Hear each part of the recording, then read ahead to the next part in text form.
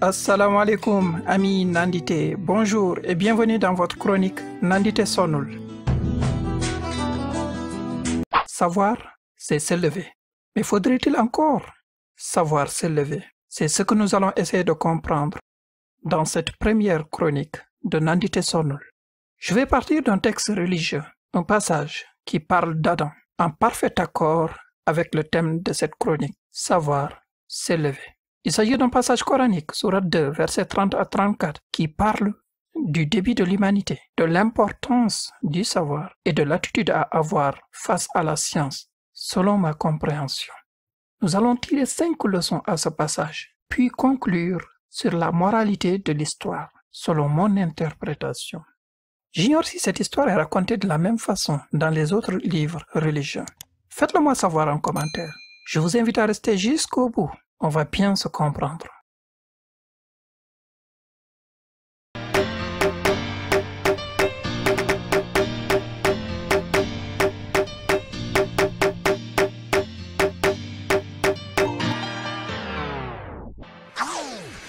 Lorsque ton Seigneur confia aux anges, « Je vais établir sur terre un vicaire, Khalifa », ils dirent, « vas-tu désigner un qui y mettra le désordre et répandra le sang? Quand nous sommes là à te sanctifier et à te glorifier, il dit, en vérité, je sais ce que vous ne savez pas. Et il apprit à Adam tous les noms de toutes choses. Puis il les présenta aux anges et dit, informez-moi des noms de ceux-là, si vous êtes véridiques. Ils dirent, gloire à toi, nous n'avons de savoir que ce que tu nous as appris. Certes, c'est toi l'omniscient, le sage. Il dit, ô Adam, informe-les de ces noms. Puis quand celui-ci les eut informés de ces noms, Dieu dit, ne vous ai-je pas dit que je connais le mystère des cieux et de la terre, et que je sais ce que vous divulguez et ce que vous cachez? Et lorsque nous demandâmes aux anges de se prosterner devant Adam, ils se prosternèrent, à l'exception d'Iblis, qui refusa, s'enfla d'orgueil et fit parmi les infidèles.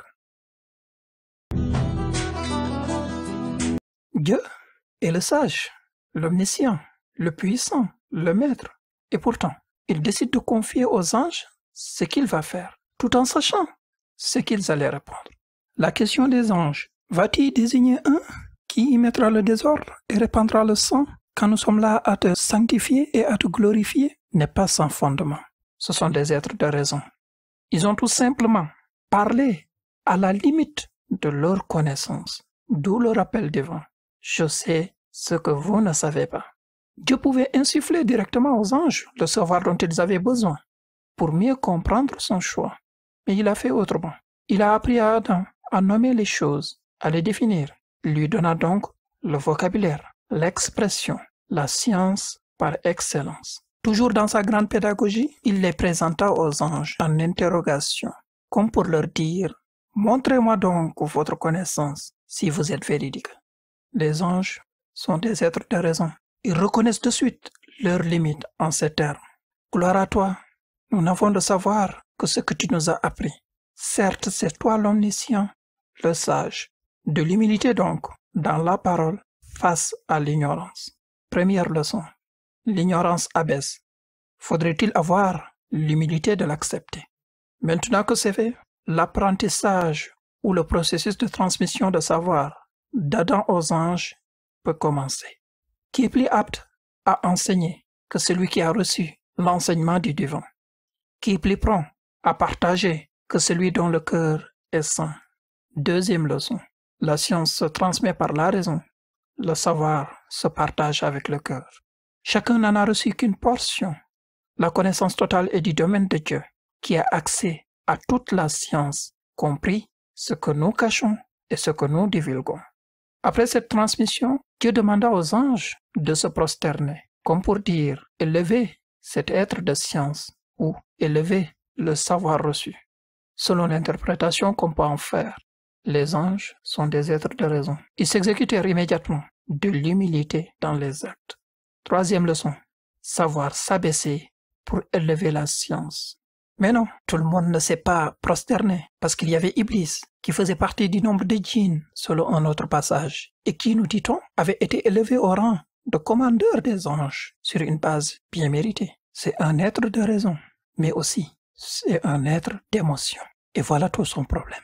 C'est pour cela qu'il s'enfla d'orgueil en se prétendant meilleur. Ses émotions l'ont empêché de prendre conscience qu'il venait de recevoir un ordre divin. Pire, il va le contester. Il fit donc du nombre des bannis. Quatrième leçon. L'émotion peut couvrir la raison et l'orgueil mène à l'inaction et à la perdition. Pourtant, Dieu savait exactement comment les choses allaient se passer, qu'un grand serviteur allait le désobéir et contester son ordre, mais il a laissé faire. Que dire de la patience divine? Cinquième leçon. La patience est une vertu divine par excellence. Il faut apprendre à s'en armer. Moralité de l'histoire. La moralité de ce récit divin est d'abord dans sa façon de nous enseigner les choses, le culte de la science, de l'humilité, de la patience, la bataille entre la raison et l'émotion. Nous, humains, sommes des êtres de raison et d'émotion. La raison suit une logique, l'émotion apporte de la nuance. L'homme a besoin des deux. Si on lui enlève une, il perd toute son humanité.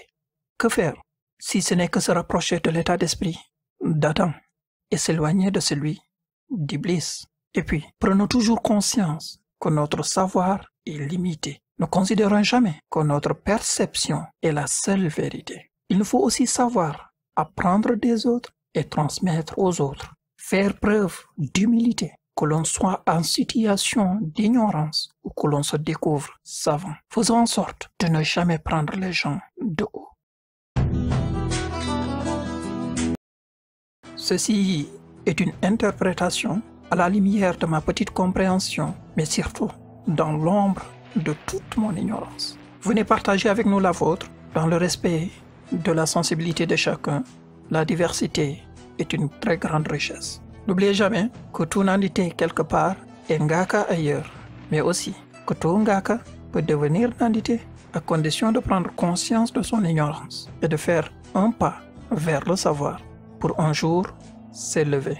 Ceci en toute humilité. C'est cela, savoir s'élever.